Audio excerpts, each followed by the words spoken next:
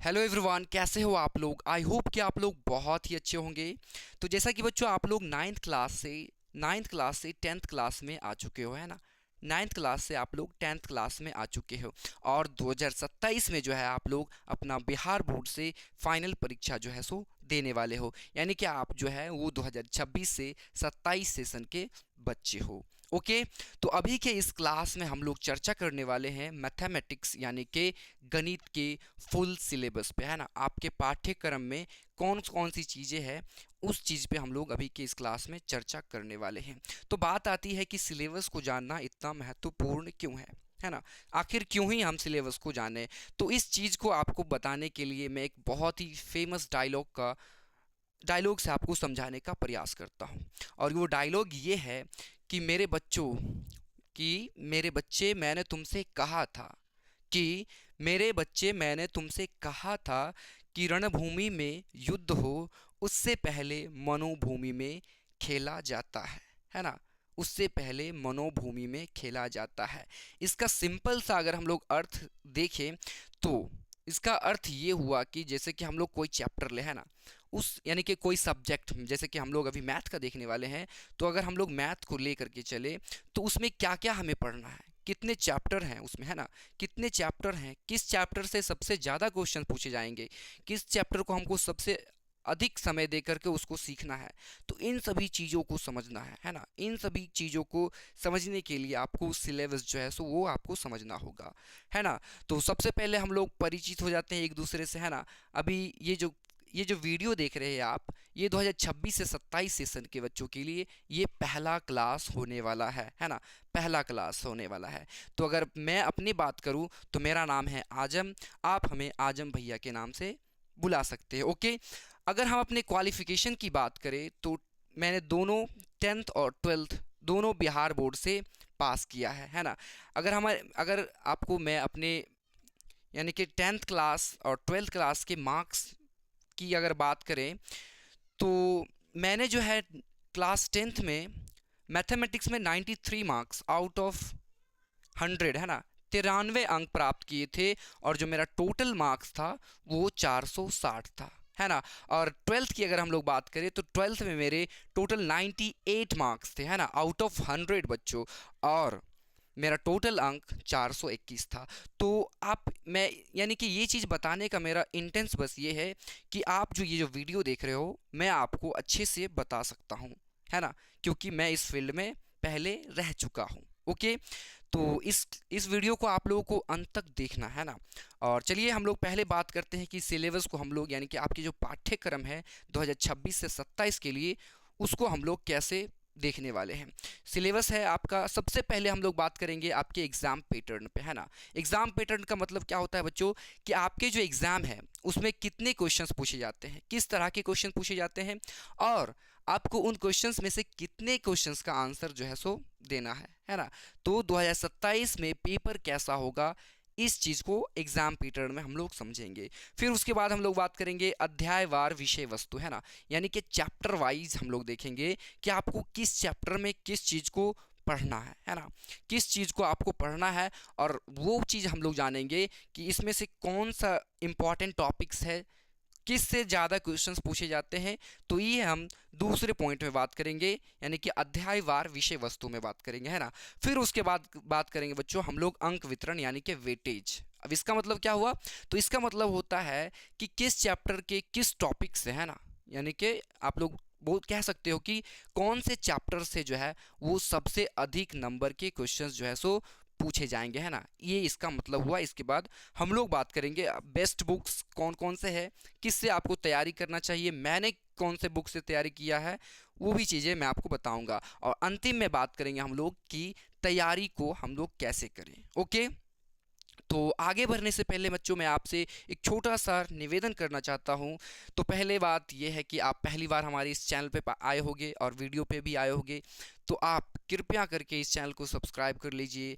अपने दोस्तों में इस वीडियो को शेयर कर दीजिएगा ताकि आपके जो दोस्त हैं वो भी सिलेबस को अच्छे से जान सके। ओके। और वीडियो को लाइक कर दीजिएगा और एक प्यारा सा कमेंट बॉक्स में ज़रूर से लिखिएगा और अपने बारे में ज़रूर से बताइएगा। तो मैं यहाँ पे बताना भूल गया था कि आप भी अपने बारे में बताइए कि आपका नाम क्या है और आप कहाँ से हैं। ओके, मैं जो हूँ, मेरा नाम आजम है, मैंने बता रखा है, और मैं बिहार के समस्तीपुर ज़िले से बिलोंग करता हूँ। ओके, तो आप लोग ज़रूर से बताइएगा कमेंट बॉक्स में।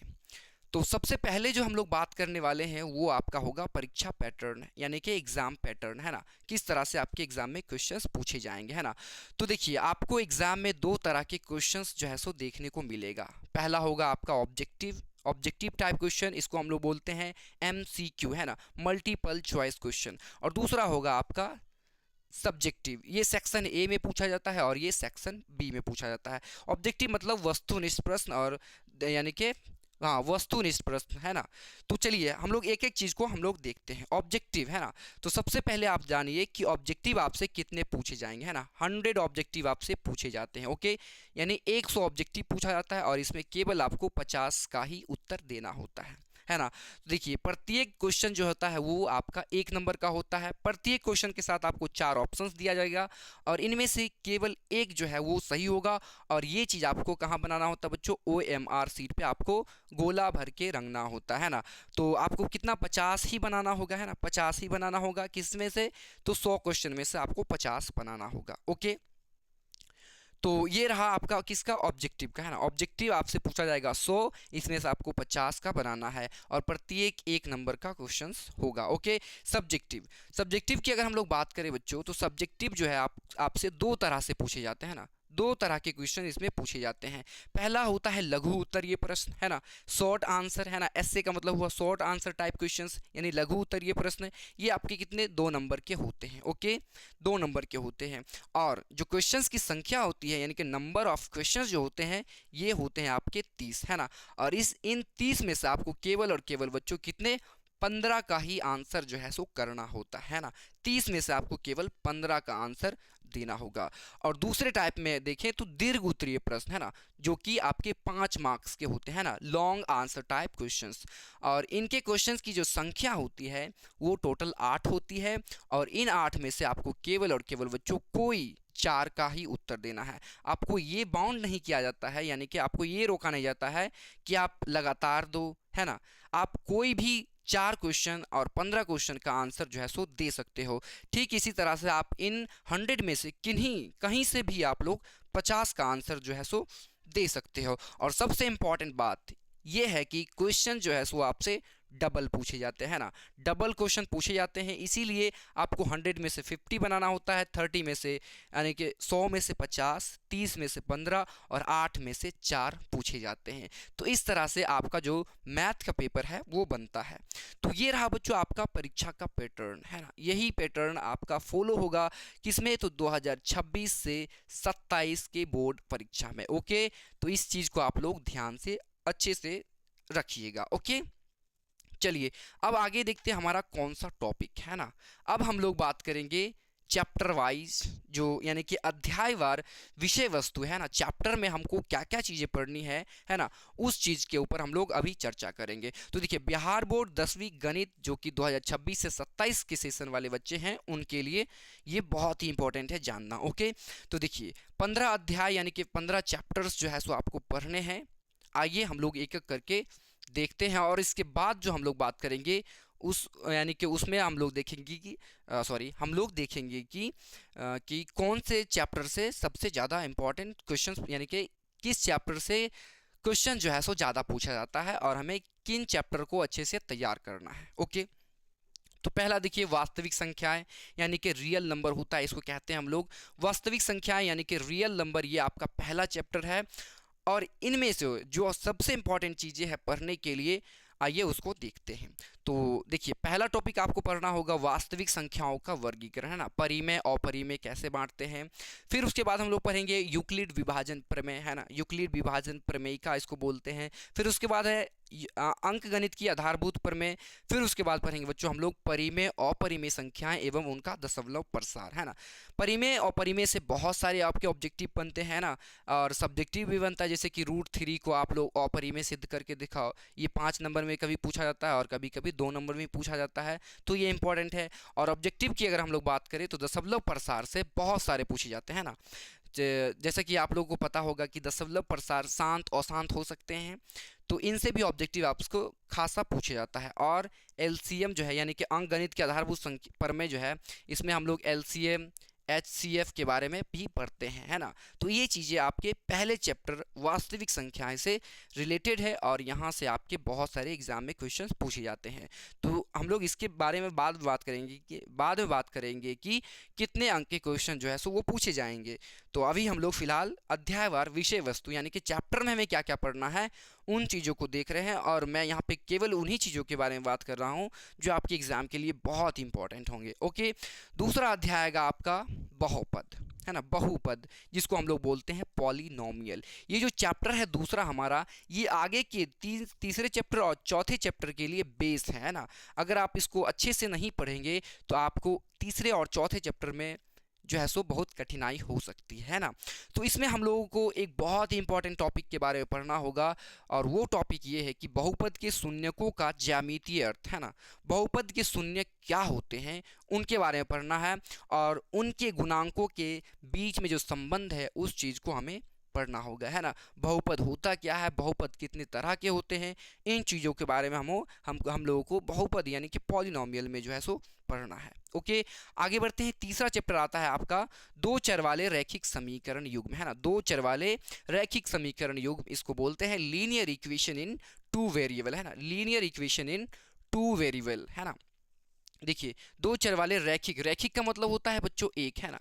एक होता है रैखिक का मतलब, यानी कि ऐसा समीकरण जिसका घात कैसा हो, एक हो, है ना, एक हो, और वो दो वेरिएबल में हो, है ना। टू वेरिएबल में, है ना, दो चर में हो, जैसे कि 3x प्लस 4y बराबर 10, है ना। तो ये क्या है, linear equation in two variable, है ना। दो चर में एक रैखिक समीकरण इसको बोलते हैं। तो इसमें हमें जो टॉपिक पढ़ने हैं वो टॉपिक क्या है, तो वो टॉपिक है बच्चों दो रैखिक समीकरण के हल की ग्राफिक तथा बीजगणितीय विधियां, है ना। दो रैखिक समीकरणों के यानी कि दो रैखिक समीकरणों के हल की ग्राफिक तथा बीजगणितीय विधियां, यहाँ से आपका 5 नंबर जो है सो फिक्स रहता है ना। ग्राफ वाला क्वेश्चन आपसे हर साल पूछा जाता है ना, ग्राफिक विधि। ओके, और बीजगणितीय विधियों में हम लोगों को जो पढ़ना है वो है बच्चों प्रतिस्थापन विधि, विलोपन विधि और वज्र गुणन विधि, है ना। तो हमें ये इन चीज़ों को तीसरे चैप्टर से हमको पढ़ना होगा। आइए आगे बढ़ते हैं, चौथे चैप्टर में हम लोग डाइव करते हैं। चौथा चैप्टर का नाम है आपका द्विघात समीकरण, है ना, क्वाड्रेटिक इक्वेशन इसको बोलते हैं।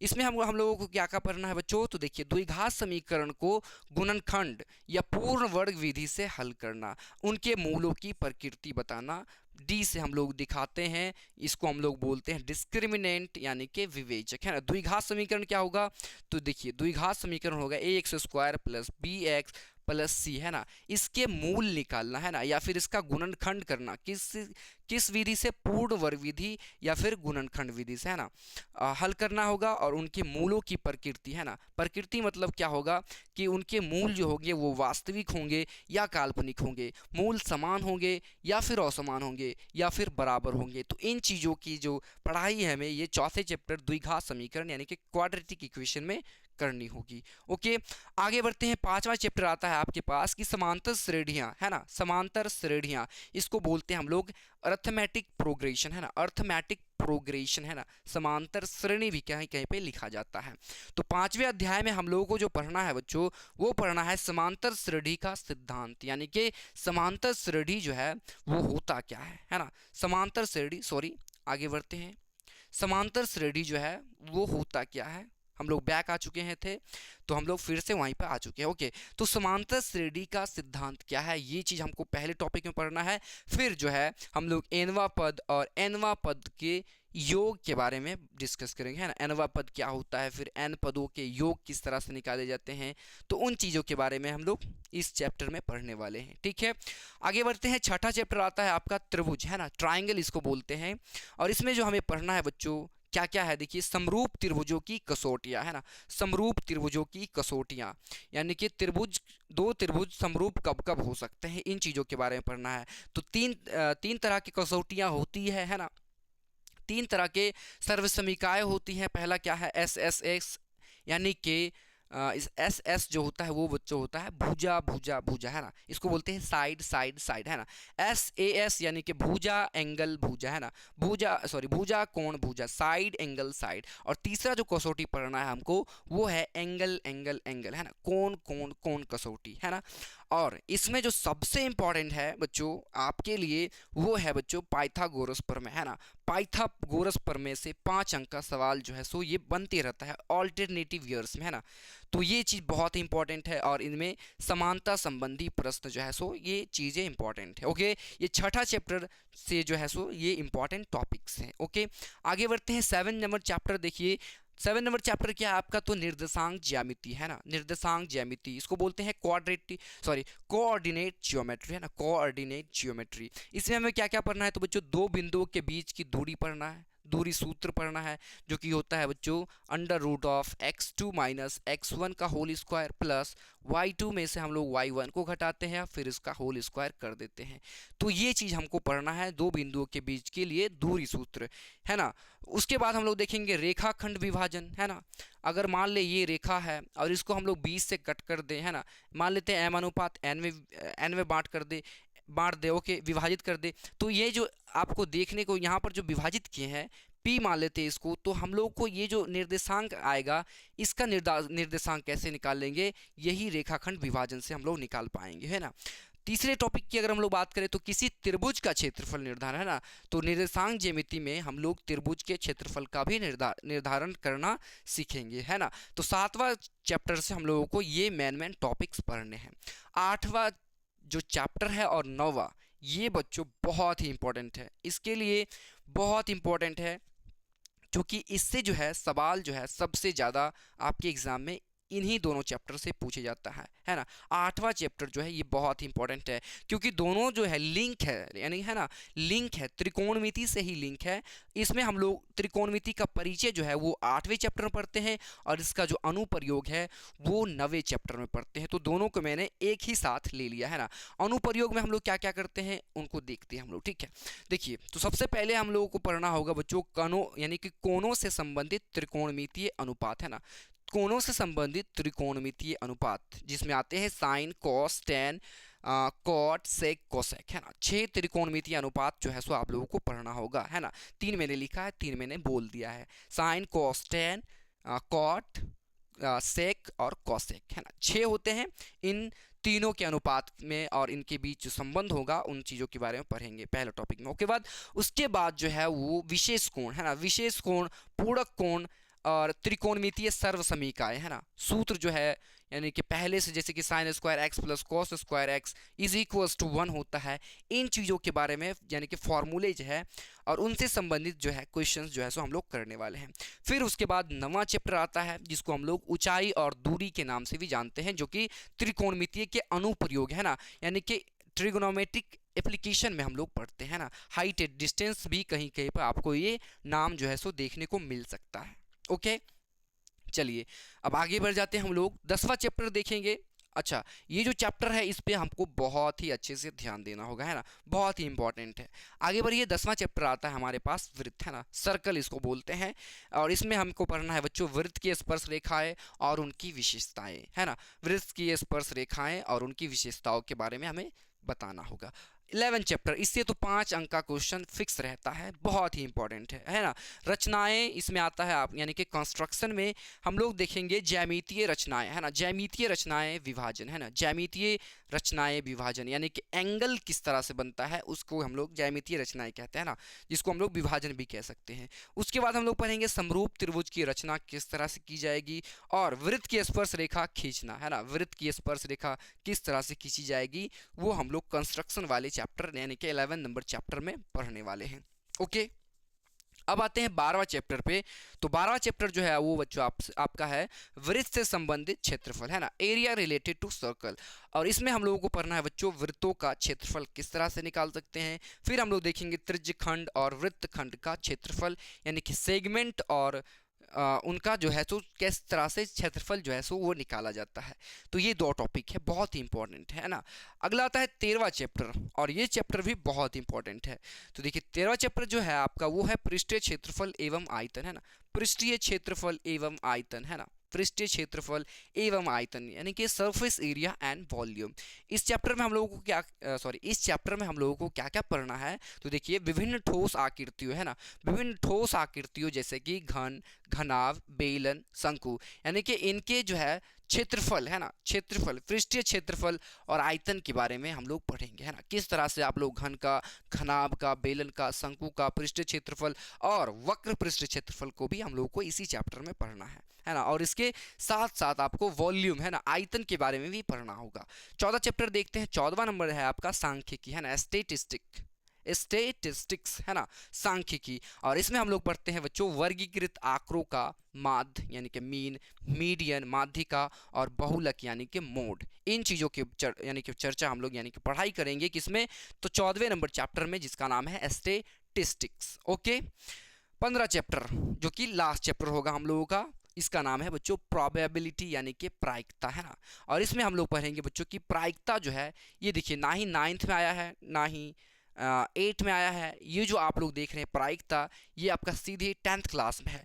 तो सबसे पहले आपको ये जानना होगा कि प्रायिकता जो है ये क्या होती है ना, प्रायिकता क्या होती है, और इनके दैनिक जीवन से जो जुड़े सवाल है, प्रायिकता के प्रश्न हैं, उनको हम लोग सीखेंगे। ठीक है, तो ये 15 चैप्टर थे और जो भी टॉपिक्स जो इंपॉर्टेंट थे मैंने आपको बता दिया है। अब हम लोग देखेंगे बच्चों वेटेज, है ना, क्वेश्चन यानी कि चैप्टर से कितने नंबर के क्वेश्चन जो है सो वो आपके एग्जाम में पूछे जाएंगे। ओके, अंक वितरण की अगर हम लोग बात करें तो हम लोगों ने इसको यूनिट वाइज यानी कि बना दिया, है ना, यूनिट वाइज हम लोग इसमें डिस्कस करेंगे, है ना। तो पहला यूनिट आएगा आपका बच्चों संख्या पद्धति, और संख्या पद्धति यानी कि नंबर सिस्टम में आपको केवल और केवल एक चैप्टर पढ़ना है, जिसका नाम है, पहला चैप्टर है हमारा वो है वास्तविक संख्या, है ना, रियल नंबर्स। और इससे लगभग आपके एग्जाम में 10 अंक के क्वेश्चन जो है सो पूछे जाते हैं, है ना। 10 अंक के क्वेश्चन आपको पहले चैप्टर से देखने को मिलेगा, बहुत ही इंपॉर्टेंट है। ओके, सेकंड यूनिट जो आएगा बच्चों वो आपका होगा बीजगणित, है ना, बीजगणित, इसको बोलते हैं हम लोग एलजेब्रा। और एलजेब्रा चैप्टर में आपको यानी कि यूनिट में आपको क्या क्या पढ़ना है, तो बहुपद यानी पॉलिनोमियल पढ़ना है, रैखिक समीकरण युग्म पढ़ना है यानी कि तीसरा चैप्टर, ये चौथा चैप्टर द्विघात समीकरण पढ़ना है, और ये 5वां चैप्टर आपको समांतर श्रेणी पढ़ना है ना। और इन सभी चैप्टर, अच्छा मैंने एक बात बताना भूल गया बच्चों, आपको डबल क्वेश्चंस पूछे जाते हैं ना, डबल क्वेश्चन, तो इन सभी का आप लोग डबल करते हुए चलिएगा, है ना। 10 अंक है तो 20 अंक का क्वेश्चन जो है सो आपके एग्जाम में पूछा जाएगा, है ना। चलिए, दूसरा आएगा बीजगणित, मैंने चैप्टर्स बता दिए हैं, इससे आपके एग्जाम में 20 अंक यानी कि आपका 40 अंक का क्वेश्चन जो है सो पूछा जाएगा, बहुत इंपॉर्टेंट है इन सभी को करना। ओके, तीसरा यूनिट हमारे पास आता है बच्चों निर्देशांक ज्योमेट्री, है ना, कोऑर्डिनेट ज्योमेट्री आती है, और इससे आपके 10 अंक के सवाल जो है यानी कि 20 अंक के क्वेश्चन जो है सो पूछे जाते हैं। हम लोग अभी देख रहे हैं 10 अंक इसलिए लिखा है क्योंकि हम लोगों को जवाब जो देना होता है वो 100 नंबर का ही देना होता है ना, तो इसलिए मैंने 10 लिखा है, यानी कि आपको समझना है यहाँ पे डबल क्वेश्चन है तो 20 अंक का क्वेश्चन जो है सो वो आपके एग्जाम में पूछा जाएगा, है ना। अब बात करते हैं यूनिट 4। यूनिट 4 है आपका त्रिकोणमिति, और इसमें आपको त्रिकोणमिति का परिचय और ऊंचाई और दूरी, है ना, हाइट एंड डिस्टेंस, और इससे आपके एग्जाम में 20 अर्थात कि 40 अंक के क्वेश्चन जो है सो पूछे जाएंगे, और ये बहुत ही इंपॉर्टेंट है ना बच्चों। चलिए, यूनिट 4 आता है हमारे पास ज्यामिति के नाम से, है ना, ज्यामिति जो है, और इसमें जो चैप्टर आएंगे आपके, ये त्रिभुज आएंगे, वृत्त आएंगे और रचनाएं, और यहाँ से भी आपका 40 अंक का क्वेश्चन जो है सो पूछा जाएगा, है ना। 20 अंक यानी कि 40 अंक का क्वेश्चन जो है सो आपके यूनिट 4 और ज्यामिति से पूछे जाएंगे, है ना, 5 सॉरी। आगे आ जाइए, देखिए यूनिट 6 की हम लोग बात करते हैं ना। यूनिट 6 का नाम दिए हम लोग क्षेत्रमिति, है ना, मेंसुरेशन बोलते हैं इसको, है ना। और इसमें हम लोगों को क्या क्या पढ़ना है, तो बच्चों क्षेत्रफल वो आयतन, है ना, क्षेत्रफल वो आयतन, हमारा जो 13 नंबर चैप्टर है उसमें हम लोग पृष्ठीय क्षेत्रफल और आयतन के बारे में पढ़ते हैं, और ये भी आपका 10 अंक का पूछा जाएगा, यानी कि यहाँ से भी आपका 20 नंबर का जो है सो एग्जाम यानी कि एग्जाम में क्वेश्चन पूछे जाएंगे। और लास्ट यूनिट, है ना, 7th नंबर यूनिट का नाम दिए हम लोग सांख्यिकी एवं प्रायिकता, है ना, स्टैटिस्टिक्स एंड प्रोबेबिलिटी, यहाँ से भी आपके 20 अंक के क्वेश्चन जो है सो पूछे जाते हैं, यानी कि 10 अंक के क्वेश्चंस का आपको आंसर देना है। ओके, तो इतना हम लोग चर्चा कर चुके हैं। अब हम लोग बात करेंगे बच्चों आपको तैयारी यानी कि बेस्ट बुक्स है ना, बुक लिस्ट मैं आपको बता देता हूं। तो मैं आपको यही बोलूँगा बच्चों कि आपके लिए जो बेस्ट बुक है फ़िलहाल शुरुआत के लिए वो है बच्चों आपका एनसीईआरटी है ना। एनसीईआरटी को करना इज वेरी वेरी इंपॉर्टेंट है ना। एनसीईआरटी को ही शुरू में आप लोग करिए, एनसीईआरटी के ही सवालों को आप लोग बनाइए, क्योंकि एनसीईआरटी के सवाल ही आपके एग्ज़ाम में पूछे जाते हैं। अगर आप लोग एनसीईआरटी के अलावे अगर आप लोग क्वेश्चंस का रिवीजन करना चाहते हैं, अधिक क्वेश्चंस करना चाहते हैं, तो आप लोग ले सकते हैं दो बुक। पहला है केसी सिन्हा का और दूसरा है आलोक शर्मा का है ना। अगर हम अपने बारे में बात करें कि मैंने कौन सा बुक पढ़ा था क्लास 10th में, तो वो था बच्चों आलोक शर्मा का है ना। आलोक शर्मा का बुक मैंने 10th क्लास में एनसीईआरटी को ख़त्म करने के बाद जो है सो इसको रिवीजन के लिए पढ़ा था है ना। अधिक क्वेश्चंस बनाने के लिए मैंने आलोक शर्मा के बुक से जो है सो तैयारी की थी। ओके, अब हम लोग बात करते हैं कि आपको तैयारी जो है वो किस तरह से करनी है। तो जितना जल्दी हो सके, जैसे कि आप लोग 10th में आ चुके हैं है ना, जितना जल्दी हो सके बच्चों आप लोग 10th बोर्ड एग्ज़ाम की तैयारी जो है सो शुरू कर दीजिए। मैं तो यही कहूँगा है ना, जितना जल्दी हो सके, जितना अच्छे से आप लोग तैयारी करना शुरू करेंगे उतना ज़्यादा अच्छा होगा है ना। शुरू से आप लोग हर एक चीज़ को समझिए, सीखिए और अपने बोर्ड एग्ज़ाम 2027 की तैयारी में जुट जाइए अभी से ही। ओके बच्चों, तो प्यारे बच्चों अभी के इस क्लास में हमने आपको पूरे फुल सिलेबस डिस्कस जो है सो कर लिया है ना।